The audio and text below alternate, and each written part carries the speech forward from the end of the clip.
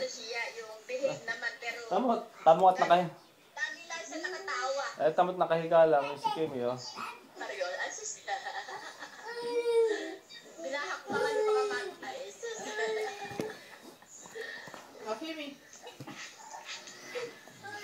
Hindi ka akong bag na pinakita ko. Kasya na kaya.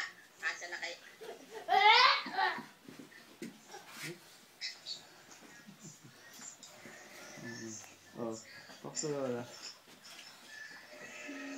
Takbo.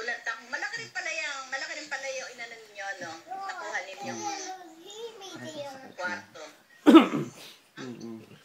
Hi.